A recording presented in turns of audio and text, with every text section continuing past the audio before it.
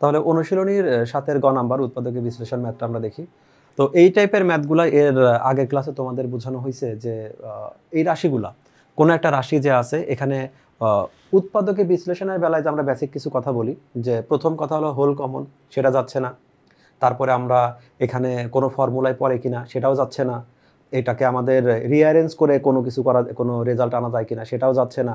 তো ফাইনালি আমাদের থাকে কি, এখানে ওই উৎপাদকে আমরা যে মিডল টার্ম যেটা করি সেটাও যখন করা যাচ্ছে না, অ্যাটলিস্ট আমরা ভাগশেষ উপপাদ্যে চলে আসি। ভাগশেষ উপপাদ্য আমরা দেখেই বুঝবো যে রাশিগুলো এমন যে আমি চাইলেও এখানে এই যে বাকি অপশনগুলো আছে এই অপশনগুলো কোনোটা আমরা ইউজ করতে পারি না। নর্মালি জেনারেল ম্যাথে তোমাদের 3.3 পর্যন্ত খেয়াল করে দেখো, 3.3 আর 3.4 এর মধ্যে যে পার্থক্যটা। এখন এইখানে এই ম্যাথগুলো সলভ করার সময় আমাদের এই লাস্ট যে কনস্ট্যান্ট থাকবে, লাস্ট কনস্ট্যান্ট এখানে 1, এই ম্যাথটা আমাদের জন্য অনেক ইজি। তো লাস্ট কনস্ট্যান্ট যেটা থাকবে সেই কনস্ট্যান্টের যে আমাদের উৎপাদকগুলো আছে এই উৎপাদকগুলোর প্লাস মাইনাস মানের জন্যই আমাদের এই রাশিটা 0 হবে। তো এখন এখানে যেহেতু 1 আছে, 1 থাকা হলো সবচেয়ে আমাদের ইজি ব্যাপার। এই ম্যাথটা আমি বেশি ডেসক্রিপশন দিব না, কারণ এখান থেকে খুব ইজিলি বোঝা যাবে। তো এখানে x³ 2x², এখানে যে লাস্ট পজিটিভ 1 আছে, তাহলে আমি রাশিটা চেক করব। প্রথমে চেক করব এটা মনে মনে বা তোমার ক্যালকুলেটরে বা তোমার রাফ খাতায়, সেটা তুমি শো করবে না যে আমি এই টোটাল রাশিটাতে এটাকে যদি আমি p of x ধরি তাহলে ছিল x³ 2x² + 2x + 1।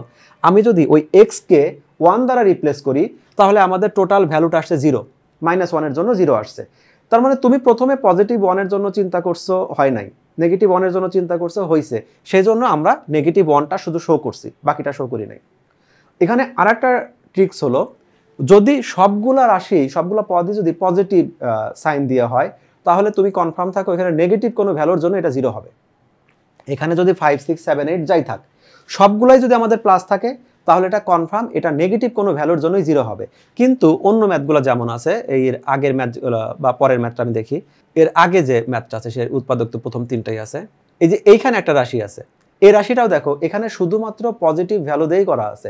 শুধু পজিটিভ ভ্যালু মানে নিশ্চিত থাকো এটা আমাদের নেগেটিভ কোনো একটা ভ্যালুর জন্য আমাদের 0 হবে। আর যদি প্লাস মাইনাস মিশানো থাকে তখন আমরা প্লাস মাইনাস দুইটার জন্য চেক করব। এখন আমরা আমাদের ম্যাথে চলে যাই। তো এখানে 1 এর জন্য 0 হয়েছে, আর আমরা যদি জানি যে এইখানে ব্যাপারটা কি, x = -1 এর জন্য আমাদের 0 হয়েছে, তাহলে নেগেটিভ 1টাকে এই পাশে নিয়ে আসি, তাহলে এই রাশিতে x + 1 এটা একটা উৎপাদক হবে।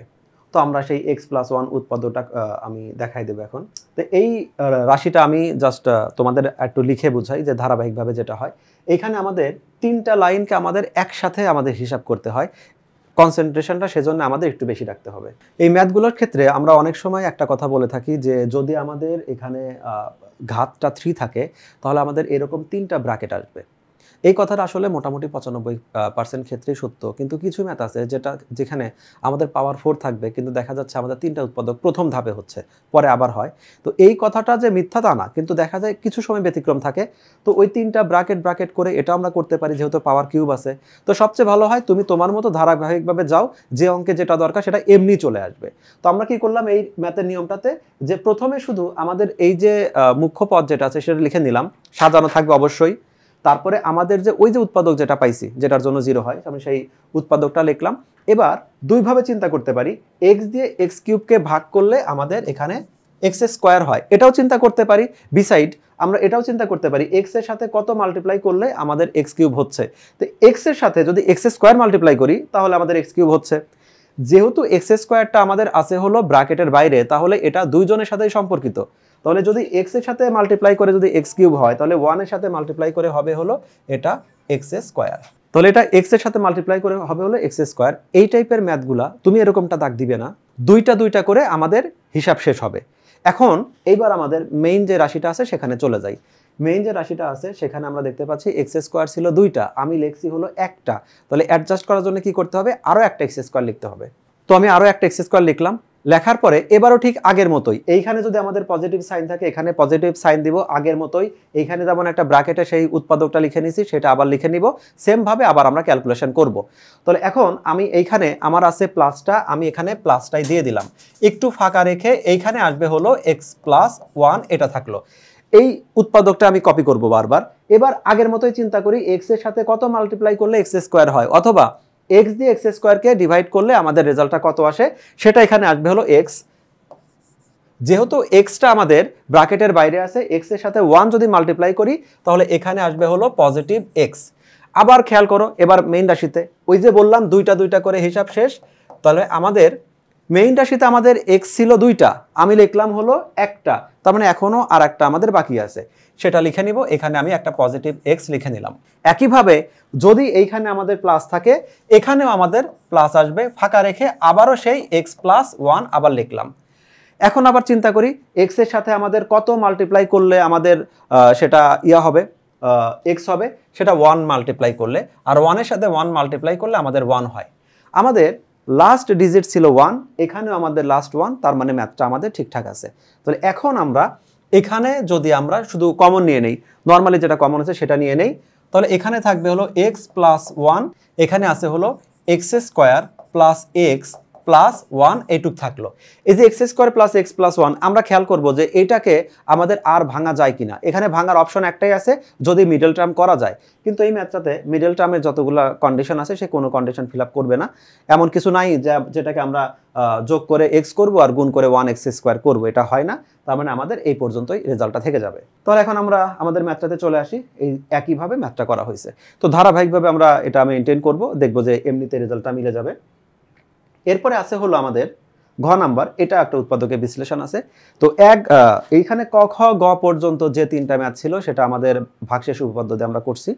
তো এরপরে যে ম্যাথগুলো আসবে চক্রক্রমিকের ম্যাথ, এখানে কিছুটা তোমাকে টেকনিক ইউজ করতে হবে, কিছুটা বেসিক ফর্মুলা আমাকে মেনটেন করতে হবে। তো উৎপাদক এগুলো হবে চক্রক্রমিকের এক্স ওয়াই জেড, এটা একটা আমাদের ক্লকওয়াইজ বা অ্যান্টি ক্লকওয়াইজ একটা হিসাব করব। এখানে আমরা অ্যান্টি ক্লকওয়াইজই হিসাব করব।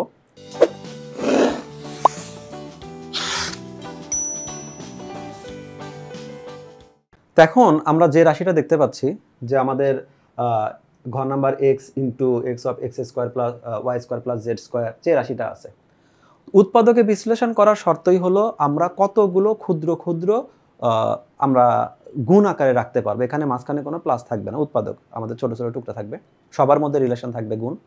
তো এই জায়গায় আমাদের এমন কোনো ব্র্যাকেটের মধ্যে এমন কোনো টার্ম নাই যেটাকে আমরা কমন নিতে পারি। তাহলে এখানে আমাদের এই মাঝখানে তো প্লাসগুলো রাখবো না, তো সেজন্য কি করব, প্রথমে সবগুলো আগে ভেঙে নিব। তো নর্মালি আমরা দেখতে পাচ্ছি যে এখানে আমরা সবগুলো ব্র্যাকেট, জাস্ট ব্র্যাকেটগুলো ভেঙে দিছি। ব্র্যাকেট ভাঙার পরে এইখানে আর একটা জিনিস খেয়াল করে দেখি যে আমাদের পদ কয়টা হচ্ছে এখন, 1 2 3 4 5 6 7, বিজোড় নাম্বার। বিজোড় নাম্বার দিয়ে আমাদের কখনো উৎপাদকে বিশ্লেষণ করা যাবে না, কারণ ব্র্যাকেটের মধ্যে সেম হয় দুইটা দুইটা করে হবে, না হলে তিনটা তিনটা করে হবে। তো এইটাকে যদি আমরা এই 3xy কে যদি আমরা তিনটা xy এ আমরা ডিভাইড করে দেই, যে xyz xyz xyz, তাহলে এখন আমাদের উৎপাদক সংখ্যা হচ্ছে 1 2 3 4 5 6 7 8 9, 9টা উৎপাদক হচ্ছে। তার মানে কি আমরা 3 3 3 করে এটা আমরা সাজাতে পারবো। তো এই জায়গায় ভাঙার ক্ষেত্রে আমাকে দেখতে হবে যে এমনভাবে ভাঙবো যেন আমার কমন নেওয়া যায়, আর এখানে যেন সেইটা উৎপাদকের সংখ্যাটা যেন সেম থাকে, যে আমরা তিনটা তিনটা করে বা দুইটা দুইটা করে এরকম করে নিতে পারি।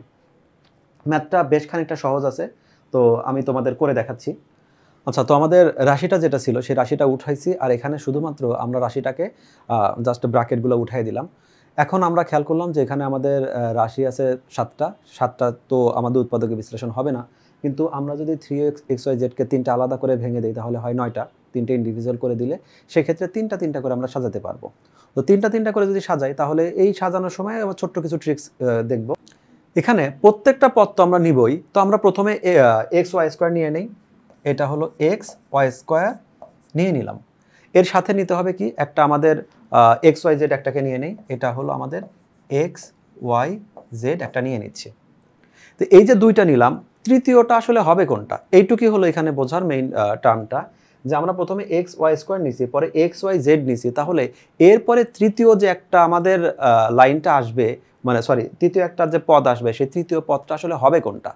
তো এই তৃতীয় পদটা বোঝার জন্য আমরা ভাগশেষ উপপাদ্য যেভাবে করছি তুমি সেভাবেই করো, আর তুমি যদি শুরুতে বুঝে ফেলো তাহলে তো সমস্যা নাই।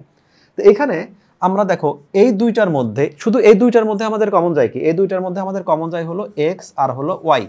এক্স ওয়াই যদি কমন যায় তো এখানে থাকবে আমাদের ওয়াই, আর এখানে থাকবে এক্স ওয়াই চলে গেলে এখানে থাকবে জেড।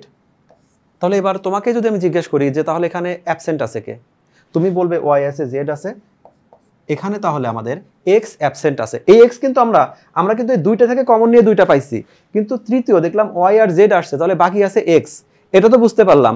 তাহলে এখন এই এক্স আর এক্স ওয়াই মাল্টিপ্লাই করলে এটা আসবে হলো এক্স স্কোয়ার ওয়াই। এখন দেখি এক্স স্কোয়ার ওয়াই কোথায় আছে, এক্স স্কোয়ার ওয়াই আছে এইখানে। তার মানে এই যে তৃতীয় যে পদটা হলো, এই তৃতীয় পদটা হবে আমাদের এক্স স্কোয়ার ওয়াই। আমি মনে হয় তোমাকে বুঝাতে পারছি, সেমটা আমি আর একটা রিপিট করব তোমাকে বোঝানোর জন্য। তাহলে আমাদের এবং যেটা যেটা তুমি নিচ্ছ, তুমি এটা জাস্ট হালকা পেন্সিল দিয়ে দাগ দিয়ে রাখতে পারো তোমার কোনটা চলে যাচ্ছে। এখানে হয়তো 9টা, এর চেয়ে বড় টার্ম আসতে পারে, এলোমেলো হতে পারে। তো আমাদের আবারও বলি সবগুলোকেই একবার একবার করে নিতে হবে। তাহলে ঠিক আছে, এইবার আমরা নিচ্ছি হলো x z square. X z square এটা নিচ্ছি। এক্স জেড স্কোয়ার যদি আমরা নেই, তাহলে সেক্ষেত্রে আমাদের এইখানে আমাদের টার্ম বাকি থাকবে কোনটা? তাহলে এখানে আমার অবশ্যই একটা এক্স ওয়াই জেড একটা আমরা নিব, কারণ আমরা জানি যে এক্স ওয়াই জেড তিনটা আছে। আমরা যেহেতু তিনটা করে নিচ্ছি, তিনটা জায়গায় আমাদের একটা করে এক্স ওয়াই জেড যাবে। ঠিক আগের মতোই খেয়াল করো, প্রথমে তো আমাদের এই তিনটা তো আমাদের চলে গেল।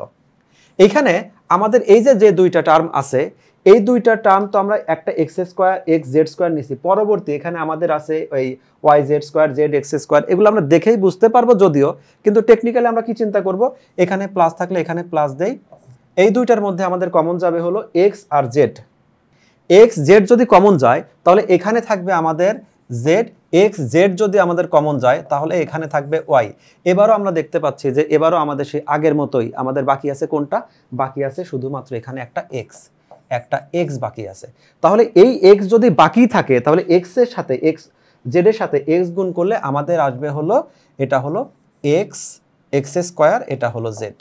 এক্স স্কোয়ার জেড আমাদের ছিল কোথায়? এক্স স্কোয়ার জেড ছিল আমাদের এখানে। তো এই যে এক্স স্কোয়ার জেডটা আমাদের আছে, তাহলে এখন আমাদের টোটাল 9টা টার্মের মধ্যে আমরা 6টা টার্ম নিয়ে নিছি। তাহলে এখন বাকি থাকলো কোনটা? আর 3টা টার্ম। এই 3টা টার্ম আর তোমাকে চিন্তা করার দরকার নাই, এই 3টা টার্ম আমরা অটোমেটিক ওই বাকি যে আমাদের 3টা আছে সেই 3টা আমরা নিয়ে নিব। তাহলে বাকি 3টার আমরা কোনটার সাথে কোনটা মিলবে না মিলবে ওরকম চিন্তা করে না, বাকি 3টা আমি জাস্ট লিখে দিছি। আমি তোমাকে বোঝানোর সুবিধার্থে আমি এক্স ওয়াই জেডকে শেষেও লিখে দিছি। মানে আমি এখানে বোঝাচ্ছি আমার 6টার মধ্যে 9টার মধ্যে 6টা চলে গেছে, তাহলে বাকি 3টার চিন্তা না করে আমি র্যান্ডমলি যেভাবে বসাই দেবো আমার সেভাবে মিলে যাবে, এখানে কোনো ঝামেলা হবে না। তো এইখানে এখন আমরা দেখছি কমন পাচ্ছে, এখানে আমাদের কমন যাবে হলো ওয়াই আর এখানে যাবে হলো জেড। তাহলে এখানে থাকবে একটা জেড, এখানে থাকবে একটা ওয়াই আর এখানে থাকবে একটা এক্স।